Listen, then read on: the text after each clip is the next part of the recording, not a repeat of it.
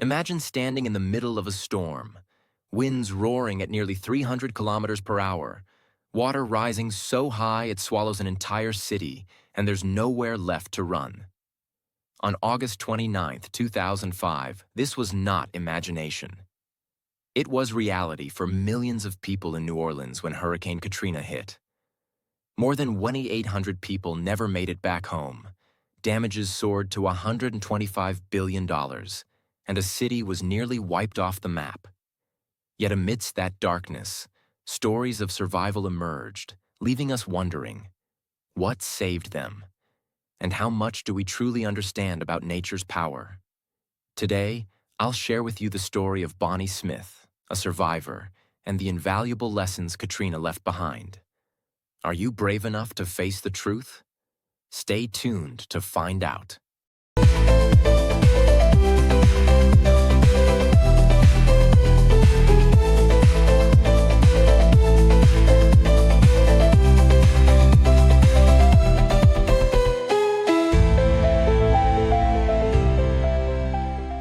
Part 1. The story of Hurricane Katrina and Bonnie Smith. Where did the story begin? Superstorm. Katrina didn't just appear out of thin air. On August 23, 2005, a tropical depression formed over the Bahamas, quickly growing into what would become Hurricane Katrina. At first, it was a mild storm, barely worth a second glance, but within days, Katrina exploded into a Category 5 hurricane, with winds howling at 280 kilometers per hour as it charged toward the Gulf Coast. Meteorologists and officials issued urgent warnings, but too many people shrugged them off, believing the worst wouldn't happen, that it couldn't possibly be that severe. On August 29th, Katrina slammed into the coast near New Orleans as a Category 3 storm, but its winds weren't what made it infamous. It was the devastating floodwaters that followed. The levees, New Orleans' proud shield against the Mississippi River and Lake Pontchartrain, failed spectacularly, built to withstand typical storms. They were no match for Katrina's relentless surge. When they broke, floodwaters engulfed 80% of the city, trapping hundreds of thousands. People clung to rooftops or scraps of high ground, waiting days for rescue with no food or water. A vibrant community was shattered. Homes, belongings, and memories vanished underwater. For New Orleanians, it wasn't just a physical loss. They lost trust in the safety of their beloved city. Katrina was more than a storm. It was a brutal lesson that nature spares no one, and overconfidence can lead to unimaginable tragedy. Bonnie Smith's story. Now, meet Bonnie Smith. Imagine a gray-haired woman in a simple living room, holding a faded family photo. Her voice quivers as she begins.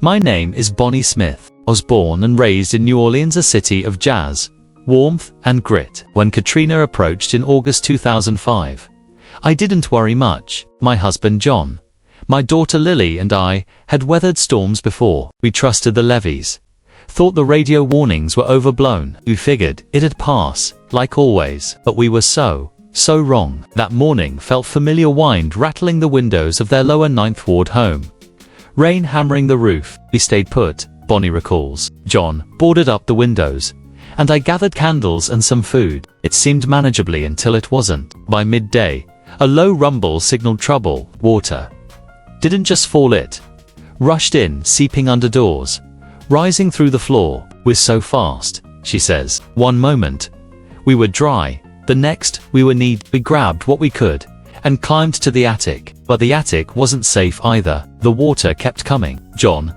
hacked a hole in the roof with an axe. Bonnie explains. We climbed out. Me, him, Lily, and our dog Max. Picture them. A family on a slanted roof, surrounded by a churning flood. Water lapping at the shingles. It was like the ocean swallowed everything, she says. No streets, no houses, just rooftops like tiny islands. For 2 days, they held on. The sky was pitch black, the wind tearing at us. Bonnie recalls. I held Lily so tight, I felt her heartbeat. John kept Max close. There were moments I thought we'd die there. But Max, their little brown dog, was a quiet comfort. Didn't panic, she says softly. He'd nudge my hand when I cried, like he was saying, we're okay. Kept us going. Time crawled. Cold wet and starving. They clung to hope. We'd hear helicopters, but they'd pass, Bonnie says. I was losing faith then. On the second day, I heard a loud warrior rescue chopper. She waved frantically. John lifted Lily, and Max barked sharply. One by one, they were hoisted to safety. Bonnie, Lily, John, and Max. And I touched ground, she says. I collapsed. We'd made it. Survival wasn't the end. We landed in a crowded shelter. Bonnie explains. We'd lost everything, our home, our neighborhood, for months. We rebuilt our lives, but we were lucky. So many didn't make it friends, neighbors. I still see their faces. Bonnie's voice steadies. I'm here to tell this story so you know what we learned. Katrina took a lot, but not our spirit. Part 2. Lessons from Hurricane Katrina. Bonnie's story and Katrina itself hit hard. What stands out to you? More importantly, what can we learn? Here are the lessons, raw, real, and forged in disaster. They're split into two parts. The misconceptions that failed people, and the actions that saved Bonnie's family. Lessons from Superstorm Katrina. Misconceptions, realities, and true takeaways. 1. Misconception. The levees will protect the city. Before Superstorm Katrina barreled toward New Orleans in August 2005. Many residents felt a quiet confidence in the city's levee system. These towering walls of earth and concrete had been built to hold back the Mississippi River and Lake Pontchartrain. And for decades, they'd stood as a symbol of safety. People, like Bonnie Smith, thought, the levees have always held. Why would this time be different? It was a belief rooted in trust, reinforced by years of calm after smaller storms. Reality. But Katrina wasn't just any storm, with winds reaching 280 kilometers per hour at its peak, and a storm surge that swelled up to 28 feet in some areas. The levees didn't stand a chance. Engineers later found that many sections were poorly designed or maintained. And when the pressure hit, they cracked and collapsed like brittle glass. Water poured through breaches, over 50 of them flooding 80% of New Orleans in a matter of hours. Neighborhoods vanished under murky waves, and families who'd stayed behind found themselves trapped. Their trust in those levees shattered along with their homes. Real lesson.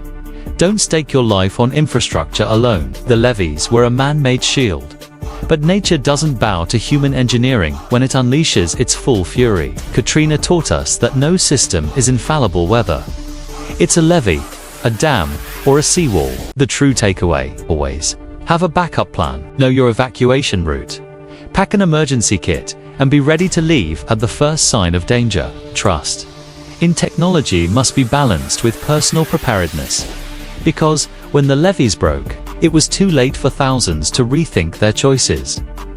2. Misconception. The storm won't be that bad. We can stay. For many in New Orleans, staying put during a hurricane was almost a tradition. They'd weathered storms before Hurricane Betsy in 1965, Camille in 1969, and come out fine. So, when Katrina loomed, people like Bonnie's family shrugged off the warnings. It'll blow over, they told themselves, picturing a day or two of wind and rain. Nothing they couldn't handle from the comfort of home. Reality. Katrina defied every expectation. It wasn't just wind and rain, it was a wall of water that surged in without warning. The levees failed. Floodwaters rose at terrifying speeds, sometimes inches per minute, turning streets into rivers and homes into death. Thousands who stayed were stranded, some climbing onto rooftops, others wading through chest-deep water to escape. Bonnie's family spent 2 days on their roof, but countless others didn't make it that far. The National Hurricane Center later estimated that delayed evacuation contributed to many of the 1,800 deaths. People who underestimated Katrina until it was too late. Real lesson. Take warnings seriously every single time. Meteorologists and officials aren't crying wolf. They're trying to save lives. Katrina showed that storms aren't predictable in their wrath, and what seems survivable can turn deadly in hours. The real lesson here is clear. Don't gamble with nature. Evacuate early, even if it feels inconvenient. One moment of doubt could mean the difference between safety and regret. Because once the water's at your door, no amount of courage can stop it. 3. Misconception. Food and water are enough to get by. In the days before Katrina hit, some families stocked up on basics: canned goods, bottled water, maybe a loaf of bread. Bonnie remembers stacking soup cans and thinking, "This'll tide us over." Made sense. A storm knocks out power for a day or two, and you hunker down with what you've got. That's how it always worked before. Reality.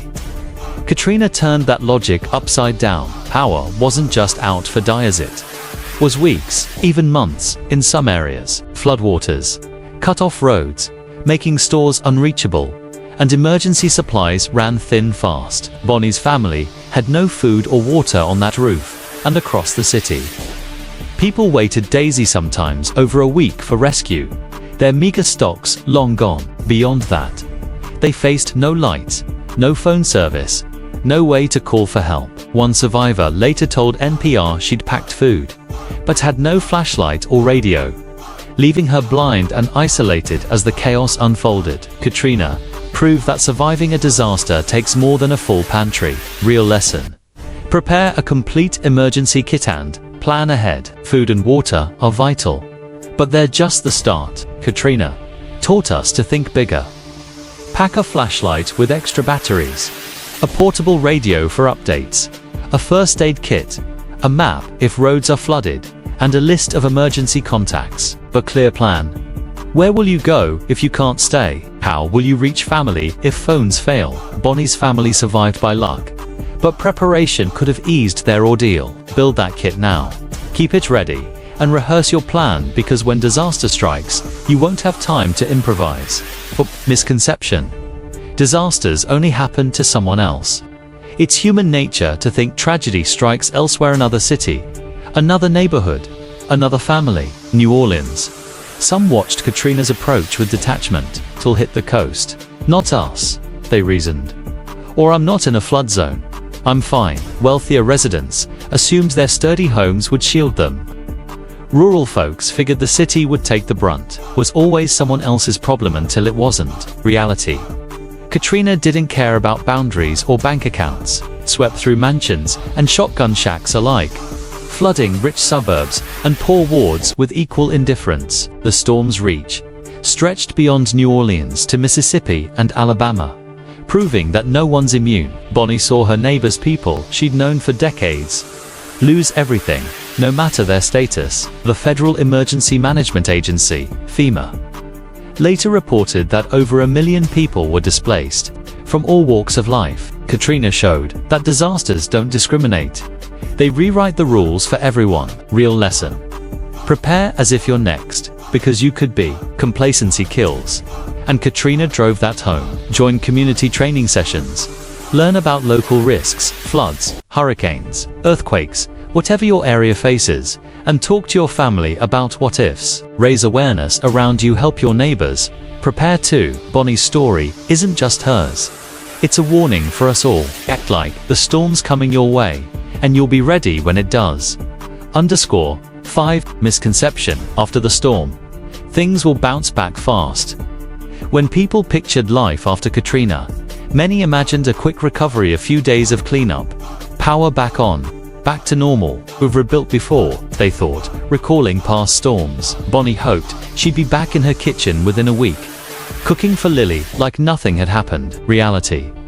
The aftermath was a marathon, not a sprint. New Orleans didn't just lose homes, lost entire neighborhoods, businesses, schools. Bonnie's family lived in a shelter for months, then a temporary apartment for nearly a year, while their house sat gutted and mold-ridden. Across the region, over 300,000 homes were destroyed, and some areas took a decade to rebuild if they ever did. Jobs vanished, families scattered, and the emotional toll lingered. 2015 study found that many survivors still battled trauma years later. Recovery wasn't a return to normal, it was a slow, painful reinvention. Real lesson.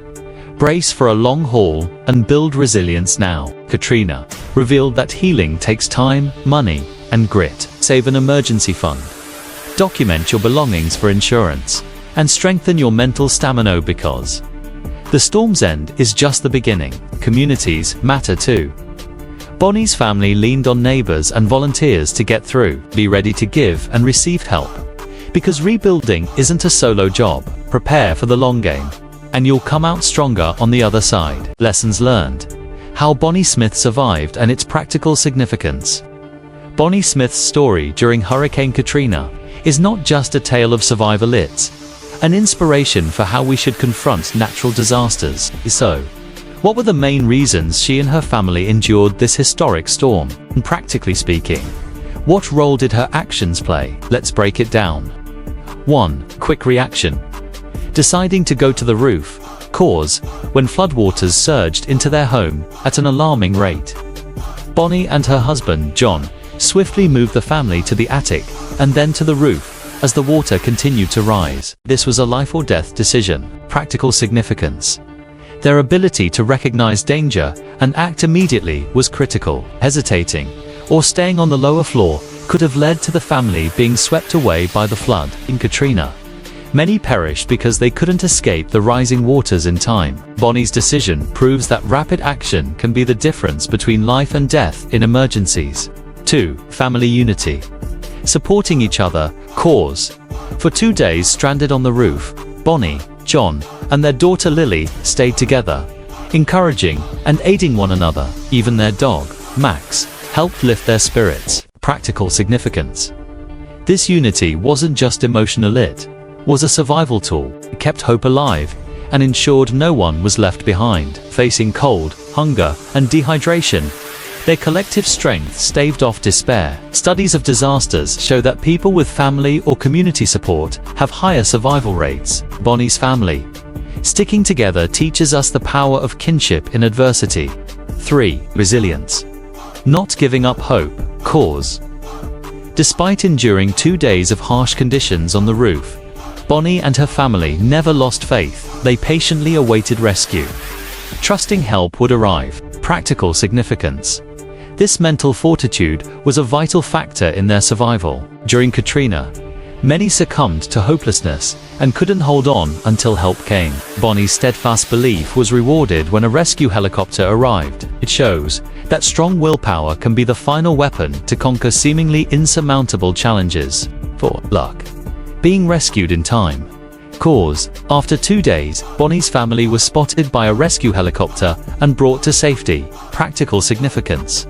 While luck isn't controllable, their position on the roof, a highly visible spot, made them easier to find. In Katrina, thousands weren't rescued in time because they were in harder to reach locations. Though fortune favored them, Bonnie's choice to climb to the roof unintentionally maximized their odds of survival. Lessons drawn from Bonnie's actions. Bonnie and her family made mistakes, like not evacuating earlier or preparing thoroughly. But their key actions made the difference. Quick reaction teaches us that in a disaster, time is everything. Act instantly, rather than hesitate. Family unity reminds us that loved ones and community are invaluable sources of strength in peril. Resilience confirms that hope and determination can carry you through the darkest times. In reality, Bonnie's actions weren't flawless, but they were sufficient to survive when thousands couldn't. This underscores that even without perfect preparation, adaptability and resolve can be the keys to overcoming disaster. Conclusion. Bonnie Smith survived Hurricane Katrina thanks to quick thinking, family unity, resilience, and a touch of luck. Her simple actions hold profound practical meaning. They exemplify human adaptability and inner strength against nature's wrath. From her story, we learn that preparation is crucial.